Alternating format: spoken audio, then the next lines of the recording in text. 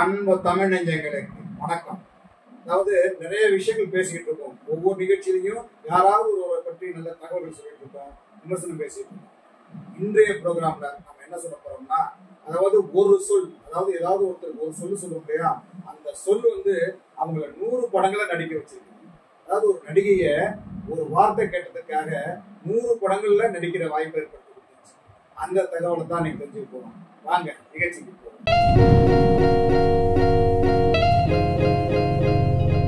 நடிகை பானுமதி அவர்கள் சினிமாவில் நடிக்கணும், பெரிய ஆளா வரணும், புகழ் பெறணும் அப்படின்னு அவங்க நினைக்கல.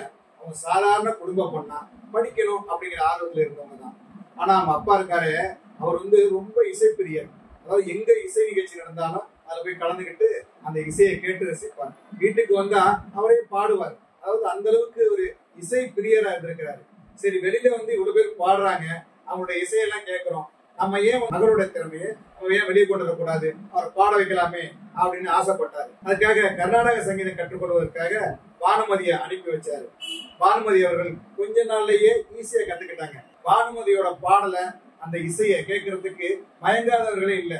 அந்த அளவுக்கு அவருடைய குரல்வளம் இருந்துச்சு. ஒரு முறை பானுமதியோட அப்பா பொம்மராஜி வெங்கடசுப்பையா அவர் என்ன பண்ணாருன்னா, ஒரு இசை நிகழ்ச்சிக்கு ஏற்பாடு பண்ணிட்டாரு. மகள் பாடணும், எல்லாரும் கேட்கணும் அப்படின்னு சொல்லி நிறைய விஐபிகள் எல்லாம் கூட்டிருந்தாரு. அந்த நிகழ்ச்சியில திரைப்பட இயக்குனர் புள்ளையா, சி புள்ளையா இருக்காரு இல்லையா, அவரும் கலந்துகிட்டாரு. அதாவது அவருடைய இசையை கேட்டாரு, பானுமதியோட பாடல்கள் கேட்டாரு, எல்லாரையும் போல அவரும் ரசிச்சாரு. ரசிச்சு கேட்டதோட மட்டும் இல்லாம அவர்கிட்ட கேட்டாரு, அதாவது சுப்பையா கிட்ட கேட்டாரு, உங்க மகள் பாடுறது இந்த 150 பேர் பார்த்தா மட்டும் போதுமா, உலகமெல்லாம் பார்க்க வேண்டாமா, அடுத்து நான் ஒரு படம் எடுக்கிறேன், அந்த படத்துல அவங்க பாடட்டும், அந்த பாடல் அதாவது உலகம் முழுக்க போய் சேரும், அது அவங்க நடிச்சாங்கன்னா இன்னும் ஃபேமஸ் ஆவாங்க, என்ன சொல்றீங்க அப்படின்னு கேட்கிறாரு. என் பொண்ணு பாடுறத நான் கேட்டா போதும், இந்த ஊர் கேட்டா போதும், சினிமால நமக்கு சரிபட்டு வராது. அதாவது சினிமால கட்டி பிடிப்பாங்க, தொட்டு நடிப்பாங்க, இதெல்லாம் நம்ம குடும்பத்துக்கு ஆகாது அப்படின்னு சொல்லி அவர் வேணான்னு சொல்லிட்டாரு. ஆனா டைரக்டர் விடல, பிள்ளையா இருக்காரு இல்லையா, அவர் கன்வின்ஸ் பண்றாரு. என் பொண்ணோட திறமையை நீங்க உள்ளுக்குள்ளேயே அடக்குறீங்க, உலகத்துக்கு போகட்டுமே, நான் தான் படம் எடுக்கிறேன், தொட்டு நடிக்க மாட்டாங்க, கண்டுபிடிக்க மாட்டாங்க, அந்த குடும்ப கதை அருமையான படம், அதை நம்ம பாடினாலும் நடிச்சாலும் உலகம் முழுக்க போகும், உங்களுக்கும் பெருமை தானே, பொண்ணோட திறமை வெளிவருது இல்லையா அப்படின்னு சொல்றாரு. ஆனா இவர் கேட்கல. ஆனா அவரை சம்மதிக்க வைக்கிறாரு. சம்மதிச்ச பிறகு சரி ஒரு படம் நடிக்கட்டும், பொண்ணோட திறமை அப்படின்னு பார்க்கலாம் அப்படின்னு அவர் ஒத்துக்கிறாரு. பானுமதி கேட்கிறாரு, அவங்க சரி நடிக்கிறப்பா அப்படின்னு சொல்றாங்க. அந்த படத்து பேர் வர விக்கிரயம். முதல்ல பானுமதி ஹீரோயினியா நடிச்ச படம் வர விக்கிரயம். அந்த படம் ரிலீஸ் ஆகுது. இவருடைய பாடல், இவருடைய நடிப்பு, இவருடைய குரல் இதுக்காக பெரிய அளவுல வெற்றி பெறுது. அந்த படத்தினுடைய வெற்றி ஆந்திரா முழுக்க போய் சேருது. எல்லாருக்கையும் பானுமதி போய் சேர்ந்துடுறாங்க. அப்புறம் சும்மா விடுவாங்க சினிமாக்காரவங்க, அடுத்தடுத்து படங்கள் குவியுது. ஆனா இவர் நம்ம அப்பா உடனே ஒத்துக்கல. ஏன்னா ஆசைக்காக ஒரு படத்துல நடிச்சாச்சு, தொடர்ந்து நடிக்கணுமா அப்படின்னு யோசிச்சாரு. ஆனா பிள்ளையா விடல. நல்ல படங்களை கரெக்டா எடுக்கக்கூடியவங்கள்ட்ட ஒத்துக்குவோம், நடிக்கட்டுமே அப்படின்னு சொல்றாரு.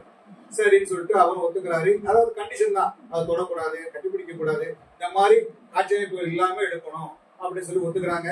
நம்ம நிறைய படம் எடுக்கிறாங்க, நிறைய படங்கள் நடிக்கிறாங்க. ஒரு 7 படம் கிட்டத்தட்ட போயிட்டாங்க. 7 படம் போயிட்டு இருக்கும்போது 8வது படம் அவருடைய வாழ்க்கையை மாத்த போகுது, இல்ல இவங்க குடும்பத்துல பிரச்சனை வரப்போகுது அப்படின்னு யாருக்கும் தெரியாது. 8வது படம் அனுபவ விஸ்வநாத் அப்படிங்கிறவர் கிருஷ்ண பிரேமம் அப்படின்னு ஒரு கதையை சொல்றாரு. பிரேமம்னா என்ன, கிருஷ்ண பிரேமங்கிற ஒரு புகட்டம். பிரேமம்னா என்ன, காதல் பத்தி ஒரு படம். அப்போ 18 வயசு ஆயிடுச்சு இல்லையா அம்மாவுக்கும், பானுமதி அம்மாவுக்கும் 18 வயசு ஆயிடுச்சு. காதல் தானே ஆகும், இயற்கையை வரணும் இல்லையா, ஒத்துக்கிறாங்க, நடிக்கிறாங்க. இந்த படத்துல அவருக்கு முதல்ல காதல் வரும். யாரு மேல, டைரக்டர் மேலையா இல்ல, ஹீரோ மேலையா இல்ல, அந்த படத்துல உதவி இயக்குனரா ராமகிருஷ்ணன் ஒர்க் பண்றாரு. இந்த ராமகிருஷ்ணனுடைய நடவடிக்கை, அதாவது ஓடி ஆடி வேலை செய்யறாரு, கரெக்டா நிக்கிறாரு, வேலையில துடிப்பா இருக்கிறாரு, அவர் வச்சுக்கிட்டவங்க பார்த்துட்டே இருக்கிறாரு பானுமதி. ஏன்னா அவரை பிடிச்சிருச்சு.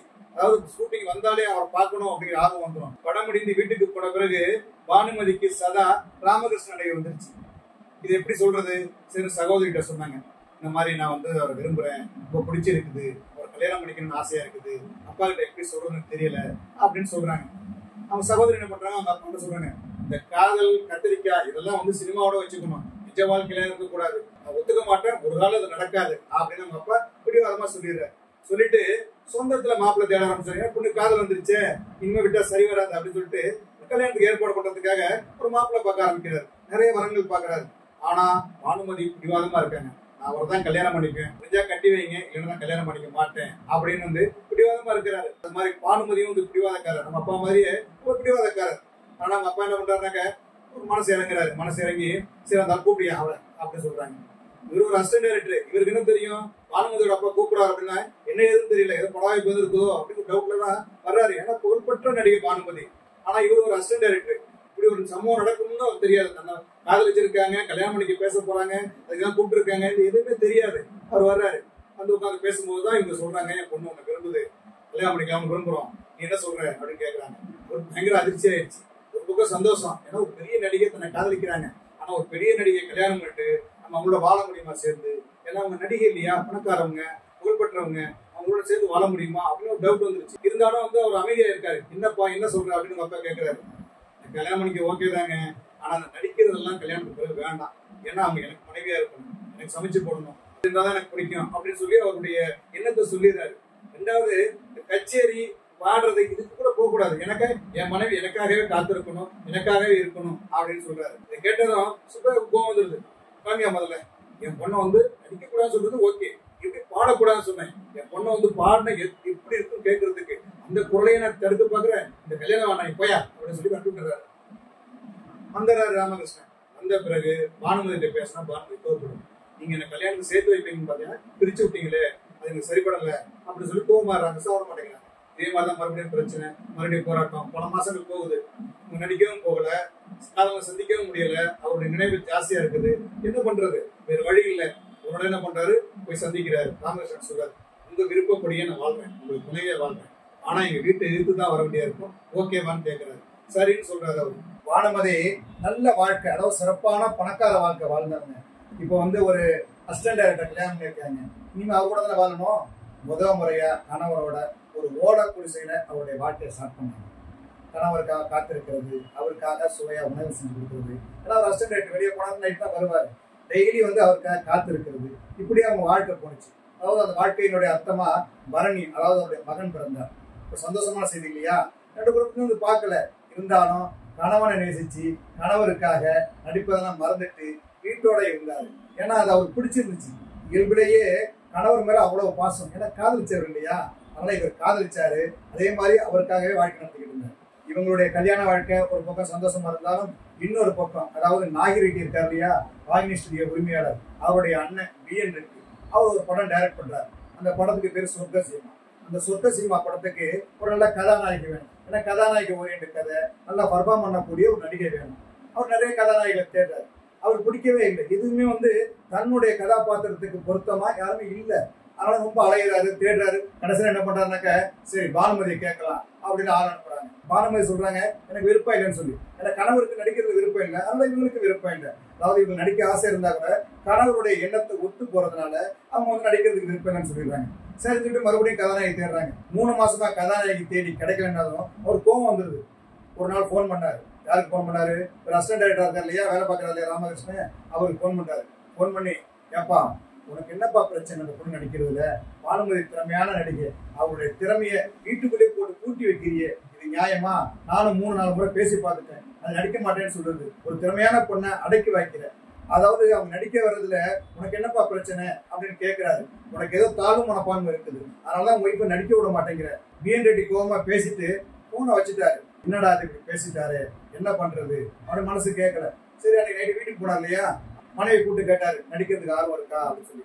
பானுமதி சொன்னாங்க உங்களுக்கு விருப்பம் இல்லை, அதனால எனக்கு விருப்பம் இல்லை, அதை பத்தி ஏன் பேசுறீங்க அப்படின்னு கேட்டாங்க. இல்ல பிஎன் ரெட்டி வந்து நீ நடிச்சாதான் நல்லா இருக்குன்னு சொல்றாரு, நீ நடிங்க அப்படின்னு கேட்கிறாரு. ஏன்னா உனக்கு ஆர்வம் இருக்குன்னு தெரியும், எனக்காக நீ இருக்குன்னு தெரியும், அதனால நானே சொல்றேன் இந்த படத்துல ஒரு படத்துல நடி, நடிகையே இந்த கேரக்டர் கிடைக்கலையா, அதனால நீ போய் நடி அப்படின்னு சொல்லி வற்புறுத்துறாரு. ஆனா ஒரு வேண்டுகோள் வச்சார் இல்லையா, அதனால பிஎன் ரெட்டியோட படத்தை ஒத்துக்கிட்டு சொர்க்க சினிமா படத்துல கதாநாயகன் நடிச்சார். சொர்க்க சினிமா படம் பெரிய வெற்றி, ஆந்திரா முழுக்க பேசப்படுது. அடுத்து நிறைய பட வாய்ப்புகள் வருது. இப்ப கணவன் மனைவி உட்காந்து பேசுறாங்க. அதாவது ராமகிருஷ்ணனுக்கு வந்து முழுக்க முழுக்க மனைவி நடிக்க போகணுங்கிற எண்ணம் வந்துருச்சு. அதை பானுமதிக்கு சொல்றாரு, நீ நடிக்கலாம், தொடர்ந்து நடி, பிள்ளைங்க இருக்கிறான், அவனுடைய வளர்ச்சிக்கு உதவியா இருக்கும், அதனால நீ நடி அப்படின்னு சொல்றாரு. குடும்பத்தினுடைய வளர்ச்சிக்காகவும் முன்னேற்றத்துக்காகவும் மறுபடியும் நடிக்க ஆரம்பிக்கிறாங்க பானுமதி. அதன் பிறகு பாத்தீங்கன்னா கிட்டத்தட்ட 100 நெருங்குது, அதாவது 90 படங்களை தாண்டி நடிச்சிருக்காரு.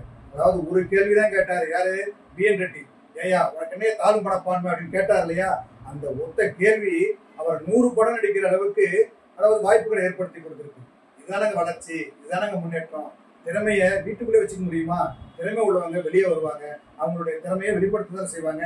அதன் பிறகு பாருங்க, பானுமதி நடிக்க மட்டும் இல்ல, கதை எழுதுனாங்க, படம் தயாரிச்சாங்க, பாடல் எழுதுனாங்க, ஸ்டுடியோ நடத்தினாங்க. அந்த அளவுக்கு அவர்கிட்ட திறமை இருந்தது. அவருடைய வளர்ச்சிக்கும் முன்னேற்றத்திற்கும் அந்த திறமை காரணமா இருந்துச்சு இல்லையா.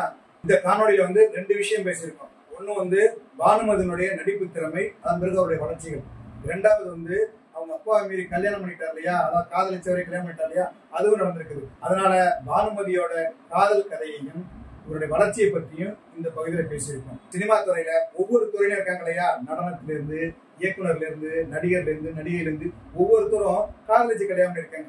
பிரபலங்களுடைய காதல், கல்யாணம், இந்த மாதிரி ஏதாவது முக்கியமான விஷயங்கள் இருக்கு இல்லையா, அவங்க வாழ்க்கையில் நடந்த தகவல்கள், அதாவது சுவாரஸ்யமான தகவல்கள், அந்த தகவலை நீங்க ஒவ்வொரு பகுதியிலையும் தெரிஞ்சுக்குவோம். 2வது, இந்த நிகழ்ச்சி எப்படி இருக்குன்னு நீங்க சொல்லணும். உங்களுடைய கருத்துக்களை அதாவது கமெண்ட் பாக்ஸ்ல பதிவு பண்ணுங்க. அப்பதான் இன்னும் நல்லா பண்றதுக்கு பெரிய உத்வேகமா இருக்கு இல்லையா. சரி, தமிழ் வலைக்காட்சியை தொடர்ந்து பாருங்க. தமிழ் வலைக்காட்சியை லைக் பண்ணுங்க, ஷேர் பண்ணுங்க, கமெண்ட் பண்ணுங்க.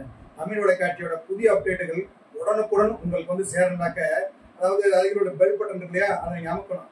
அமுக்கினாதான் நான் என்ன நிகழ்ச்சி போட்டாலும் உடனே உங்களுக்கு வரும். சரி, நன்றி, வணக்கம்.